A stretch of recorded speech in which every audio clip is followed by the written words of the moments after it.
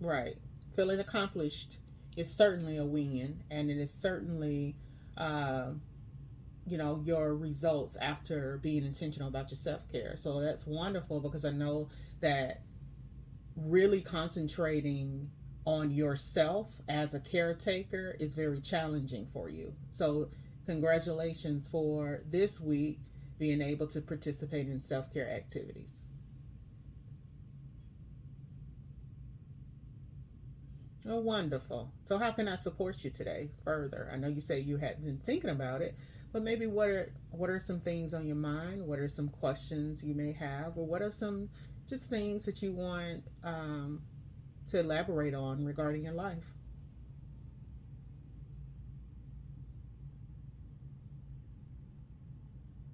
Okay. So when you say I don't know, does I don't know really come from a place of being buried under so many other responsibilities or thoughts? Okay, good. Emotionally relaxed today. That's good. Tell me a little bit more about it.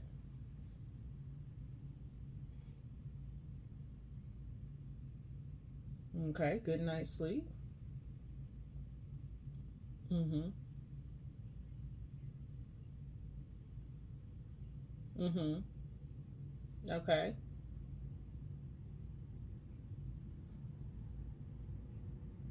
Mm. Yeah, traumatic brain injury can be very challenging for everybody. And I think understanding what it is more, studying it maybe, or talking to his case manager for more information, and I can also talk to you about that as well, can really help you to understand as much as possible so that your empathy can increase, especially when it's challenging. Mm-hmm. Mm-hmm.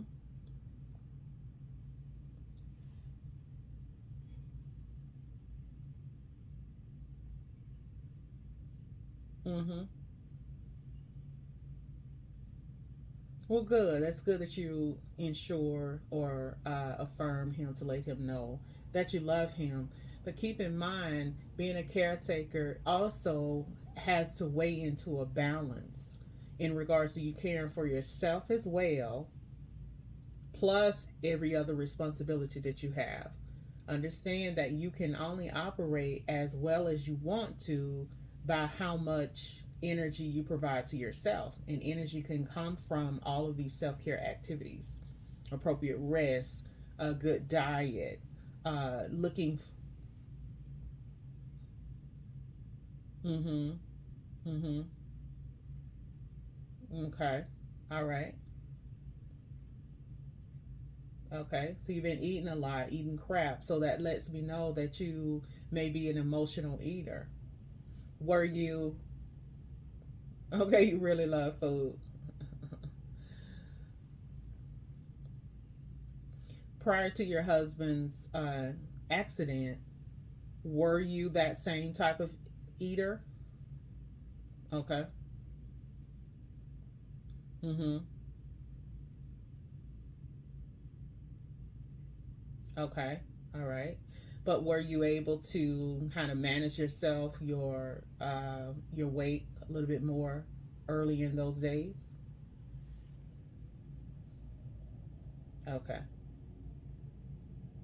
Okay. Understood. Oh, yeah. That's an interesting response from a doctor. Hmm. Yeah. Well, that the self care activity, you can just include a little bit, of more walking when you're going down to feed the animals.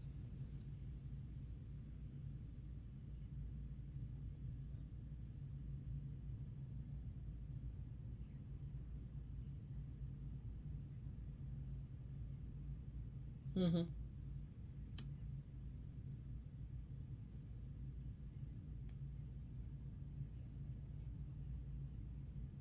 Okay. Mm-hmm.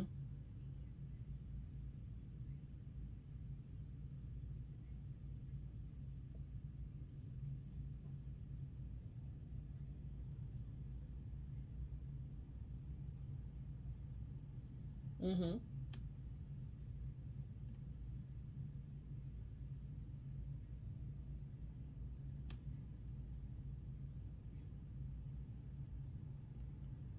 Okay.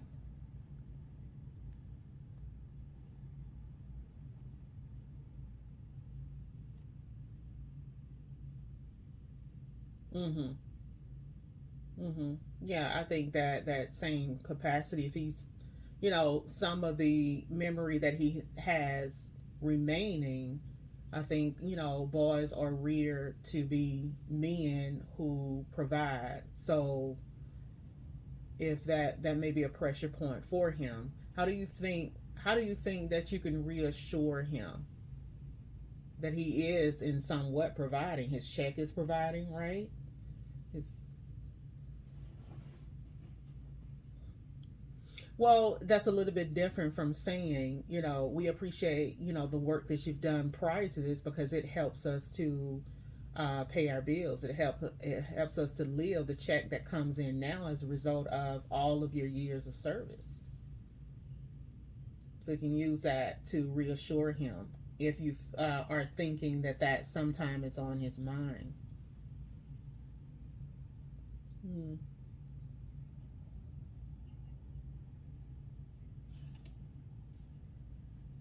Yeah, so doing what you can for your husband ultimately shows your love for him. Um, and so that is a part of the marriage package, right? To, to death do us part, and you do your best to make sure that he has everything he needs while he is rehabilitating.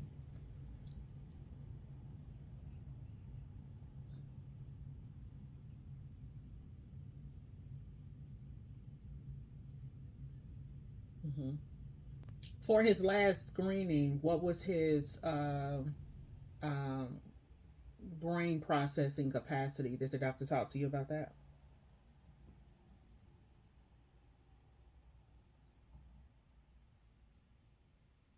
Okay, because that then will answer your question in terms of what possibly he could be thinking. With that being stated, I want you to kind of be aware of not putting assumptions or thoughts in your mind according to what you feel like he's thinking, because that could provide more stress on you. I would take it day by day, have conversations with him, and read what you can read his nonverbals, like you've learned to do. But I think increasing stress or worry could be from assumptions that you think he's worrying about finances every single minute of the day. You don't want to put thoughts. Yeah. Okay. Well, that's something that you told me a few minutes ago, so that's why I'm making mention of that.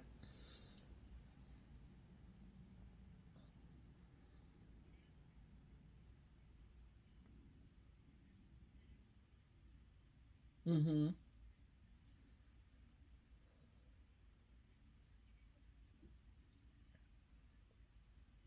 Mm-hmm. Understood. So you guys have your own language, it sounds like. Yeah. Well, that's good. That's good that you are able to communicate with him without words.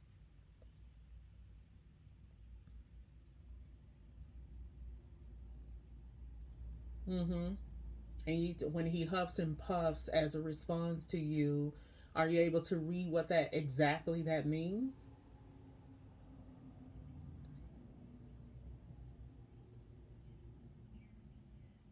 Mm-hmm. Mm-hmm.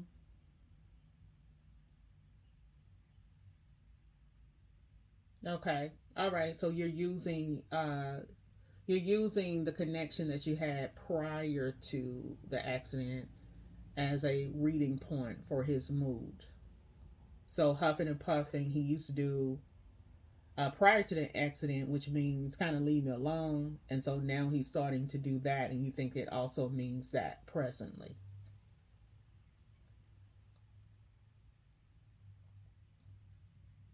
Mm-hmm.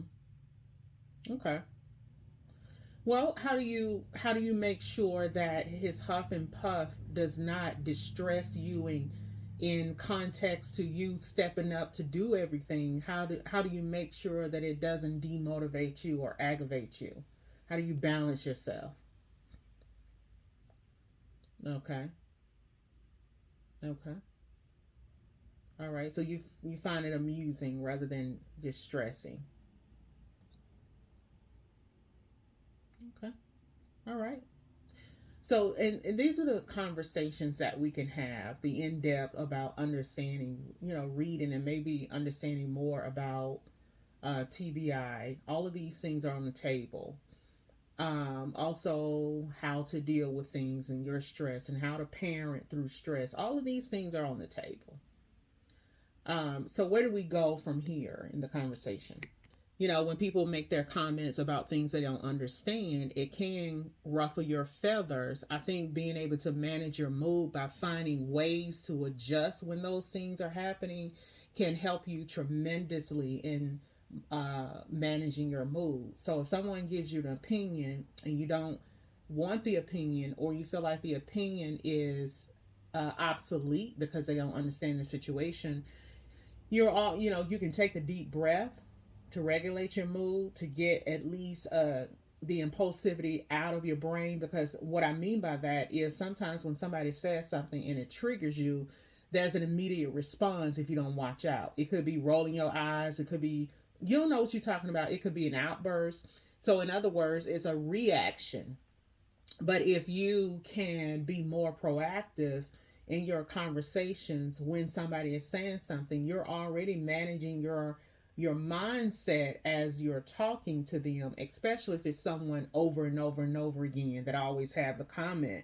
You can prepare yourself by having small statements in your mind ready to make conversation with, to help them to understand where you're coming from. Okay. So I appreciate your concern, yet I, you know, yet I know that you don't quite understand. So could we just put this to a rest? You know, Another thing is, I don't mind you sharing your thoughts, and here is the real. You began to say what your day looks like and how you're able to understand. And you say, I appreciate you for hearing me. I would like this to not be a constant conversation. So, asserting yourself, speaking up, but not being mean or sarcastic, but just being your regular self in your regular tone, just sharing what you need to share in order for the person to know that this is bothersome. Or it could be, when we talk about this situation, I feel like I'm not heard, and you push your agenda, and we both know respectfully that you can't not imagine what my shoes feel like. So I would like for you to understand, what you're saying is aggravating me, or what you're saying is blah, blah, blah. Here is what you can do instead.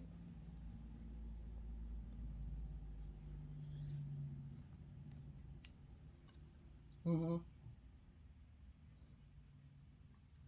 Mm-hmm. Yeah. Right. Right. They can only have empathy versus sympathy because they really don't know the ins and outs. And maybe sometimes people just don't know what to say. They feel like their opinion or their assumptions are stronger than, well, my wishes are with you, you know, or, let me know if you need anything. Except sometimes people have challenges with being vulnerable. So even if that's something, a part of a conversation that you can have, for somebody that you're close to, I think that could change the trajectory of how you guys' dynamic is, because you don't want to lose relationships off of a naiveness. You would rather just educate them so you can go on with your relationship with them. Now, going back to something you asked me a few minutes ago about the common symptoms, I believe that's what you were asking. although you didn't finish the statement. So, just letting you know that there's a wide range of symptoms. So, to say this, and this for everybody, we can't do that. But what we can do is say that based on the severity of the injury, the common symptoms can be, um, if it was a mild, which it sounds like your husband's TBI is not mild, but it can be relevant to a concussion. That's like headaches, vomiting, dizziness, fatigue. The list goes on and on, even sensitivity to light. But when we talk about moderate to severe, then we're talking about the loss of consciousness for several minutes to hours. Some people experience that. We can also talk about persistent headaches or headaches that worsens over time. And it doesn't mean that this full list is for everybody, but these are some common things, repeating vomiting or being nauseated, convulsions or seizures, even some people have. Um, let's see, their pupils dilate. Another thing is clear fluids drain from the nose or the ears. The inability to awaken from sleep is weakness or numbness in the fingers and toes can be a part of the symptoms. Loss of coordination, profound confusion, agitation, combativeness, or unusual behavior, even if slurred speech. But also, common other disorders of consciousness can take place. And that's why I was asking you what the doctor stated in regards to his brain, his memory, his processing. Because if you know that specifically, then you can probably create a plan, or the case manager or at the VA can draft a plan to kind of help you to find relatable ways to care for him in the home in association from what the test is showing.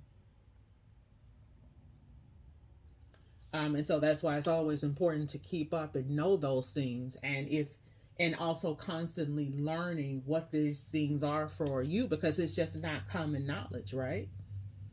Yeah. Yeah. So you learning as much as you can and help you then uh, manage the caretaking role, but also managing your mood, because the more you know, the more clear you are.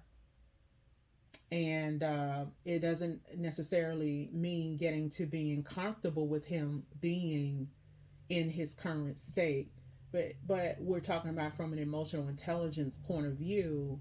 It helps you to understand how to regulate your mood, how to deal with the situations that come up that seem bad. Because again, the more that you're able to manage your mood is the more you will be able to be an effective caretaker. And it's not just about you being an effective caretaker, but you're caring for yourself as well. And let me break that down, meaning you can learn to be calm and not in an uproar all the time. You not being combative, you not isolating, you not getting upset at the children and taking it out on them. You not being in your head and having negative thinking about then versus now. So, emotional intelligence, the awareness of how you feel and the ability to regulate your feelings so that behaviors can be conducive to more so peace rather than chaos. And that's the benefit for you. And then everybody else just benefits as a byproduct. So, yeah. So, I hear you say your son also is a challenge for you. He also experienced trauma. So, what are some of the things that you're doing to care for him to make sure that his well being is increasing?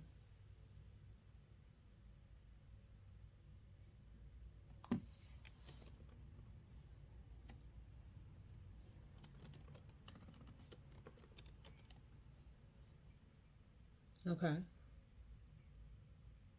Okay, so he's angry, explosive, and does he uh does he manage his mood well at school? Okay.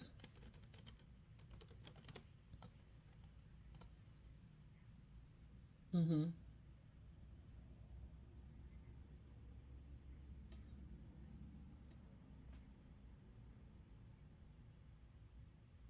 Okay. So his environment reminds him of the trauma, which then causes him to act out.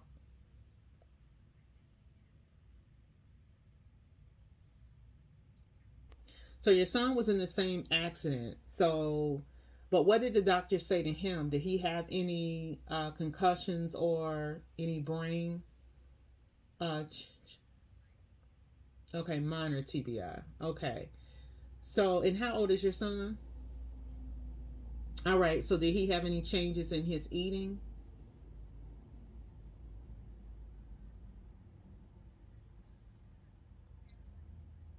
Okay. Now, some of the common symptoms regarding children in TBI is the change in the eating, but it also is they are highly easy to be irritable or irritated. It's, a little bit unusual or easily irritated. Some of the children can have persistent crying and with the inability to be consoled. Some of them have difficulties in paying attention and they have sleep changes in their sleep habits. Some children can have seizures as well. Some children are sad and depressed moods, have drowsiness, and just loss of interest in their favorite activities or toys. So, you know, if he experienced trauma as well, I think it is important for you to be mom versus doing exactly what he wants, right? Because he doesn't know what he needs. You have a better understanding of what his future needs to hold, and that's by giving him help right now.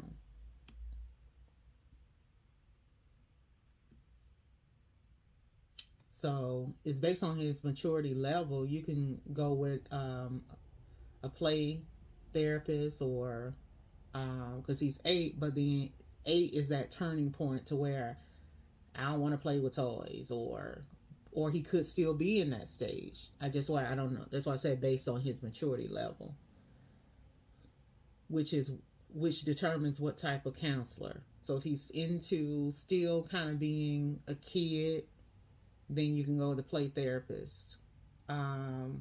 If mm, yeah, a play therapist is a therapist who works with children specifically through the means of play. Mm-hmm. And then okay, so that's something again. That's a resource that you can look up. So using the insurance, you can locate a play therapist and kind of go from there and see if that works. Yeah, no problem. And sometimes, yeah, not a problem. But yeah, but sometimes basically you have to go through a few therapists in order to find the one that really works. Because as I stated, it's more so about the rapport more so than anything else.